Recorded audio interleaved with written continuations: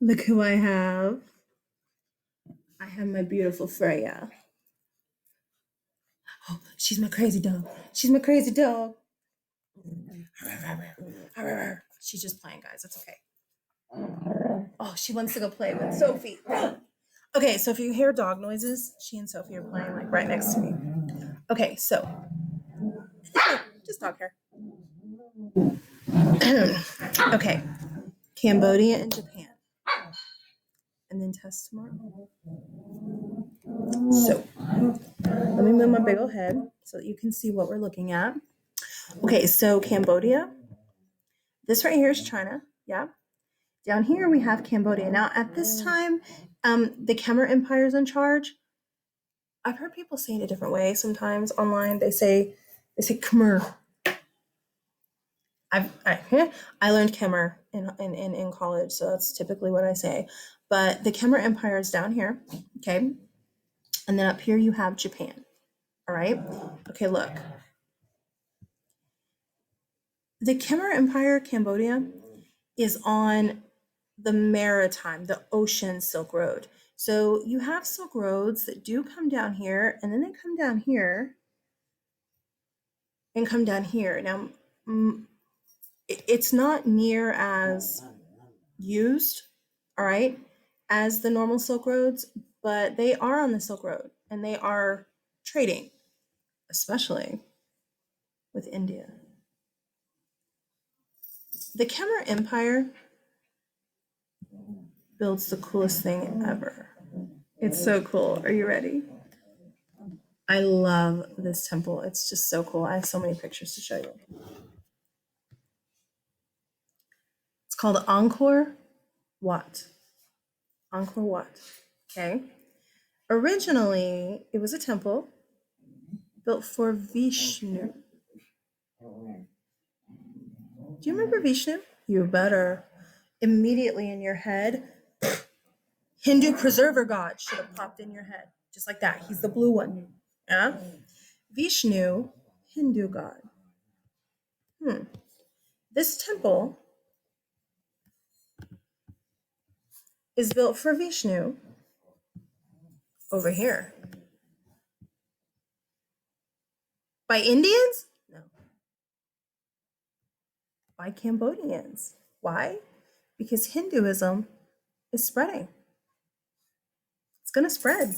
You have Hindus down here. You have Muslims down here. Trade routes. The cool thing about Angkor Wat, let me just go here and show you this. Here it is written. I know it's in your notes too, but I'm not on that page. The cool thing about Angkor Wat is it's the biggest like religious temple in the world. Kind of cool. But I want you to just see pictures of this thing. It is so cool. But it is going to, where do I want to go? Where do I want to put my big old head? It is going to no longer be Hindu. Today, it's not Hindu. I think it was in the Gothic period, in like the 12, maybe 1100s, but I think 1200s. It changed from a Hindu temple to a Buddhist temple. So today it's predominantly Buddhist, but it was built for Vishnu, the preserver god. But what's cool about it, like look at this, it's just massive. Look, these are like full-grown trees. Those of us in Midland were like, tree, what's a tree? So this is pretty cool. What's really cool? Do you see that? Look. The jungle, like when it was kind of abandoned and kind of, it not totally abandoned, but like abandoned and kind of left, the jungle just like, took it over. And it's so like freaky cool looking. You have like all these roots. Look at this. These are roots, you guys. Roots. Look at this. These are so cool. This is a building, and here you have a tree and roots. Isn't that awesome? It's so like, I don't know, it's just so interesting to me to look at how nature has just taken it back. Nature's like, get your building out of here. Look at all this moss that has grown over this building. And there's a big tree. I just think it's the coolest thing ever. Oh, this is an amazing picture. Oh, it's so little. Well, you can see there's a Buddhist monk and he's in a doorway, and these are all tree roots, you guys. So cool. Oh, this is one of the pictures that I use in class. Building, trees, just cool. And just so beautiful. I mean, look at that. It's such cool architecture. Anyway, the big thing though with this is that you understand trade. Look, again, originally Hindu, then Buddhist. Okay. Okay, Japan. I know that this is short, but all we're really doing with Cambodia and Japan is setting things up. They're going to be much more important on the world stage later. But I mean, you need to know that they existed. Okay, so that we're just kind of setting them up. Japan is right here. Okay. Japan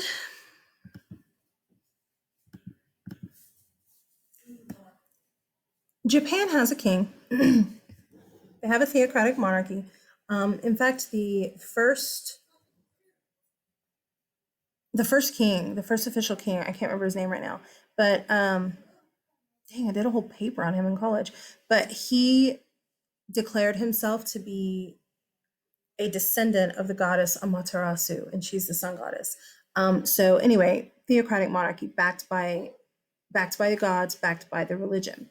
That being said, oh, I can't make this bigger. Darn it. Okay. The social structure in Japan is a little different than other places. You have the emperor at the top, okay? Underneath the emperor, you have what's called a shogun, military general. Underneath him, you have the daimyo is what they're called. They're like noble military, kind of. Underneath them, you have the samurai, warriors, and then the peasants. The peasants are divided, okay, into peasants, merchants, and artisans. So basically, in the the social structure of Japan, nobody really matters except the warriors. It's kind of crazy and sad, but I mean, it is what it is, okay? And something interesting is going to happen with the samurai and the shogun. These are some pictures, some paintings of some samurai, and these are like these aren't modern paintings. I think they're so cool. I love the artwork. Here's a samurai. And y'all, the samurai are just warriors. Like there's all of this romanticism about them, and they're just warriors, okay? That's a cool painting though. I wouldn't paint that. I think it's gonna be hard, but I want to paint it and put it in my classroom. And what's cool about the samurai is all of their armor is different. Like everybody's armor is like their own family armor. It's not like it's yours. Like it's your unique armor, which is just way cool. Look at that. They're all different. You're like, no, they're the same. No, they're all different. Look at these. They're just cool. Those big horns, very intimidating. Just cool. The masks, mega intimidating. That's really intimidating too, I think. But it's also really cool. Something happens though. It's kind of weird. Let me go back to this so that you can see it. The general of the samurai is the shogun. Okay? Well, Japan's going to end up with what's called a shogunate. Shogun, ATE. When you see the word shogunate, just like with caliphate, just like with the other ones, you should, bam, automatically know we're talking Japan. If somebody mentions the Tokugawa shogunate later, which we will, Japan. All right? What's going to happen is the shogun is the military general. You better watch who your generals are. If you're ever a king, you better watch who you appoint to be your general. because typically the military is going to be much more loyal to the general than the king. So if you have a general who doesn't really like what you're doing, could they use the military against you? That's what's going to happen. The shogunate is where you have the shogun in charge of the country, and he rules through an emperor. But the emperor is a puppet. Puppet. The shogun tells the emperor what to do. There is an emperor, guys, all the way up until the Meiji Restoration in the 1800s. But starting at this time period, from now until the 1800s, it's like 800 years or somewhere around there, 600 or whatever. You have a puppet emperor, an emperor who's told by the general, here's what we're going to do, sign this law. And the puppet goes, okay. And he just signs it. Why? Because if not, the shogun controls the military, not the emperor. Okie dokie. That's it. We have set up feudal Japan. And when we come back to feudal Japan with Tokugawa shogun Ieyasu, you're like, what did she just say? That's his name, Ieyasu. It's a cool name. You know that he's a shogun, and you should know what he does. He controls the government through a puppet emperor. Okie dokie. I told you this was going to be a short video. That's it. That's the solace. Auf Wiedersehen.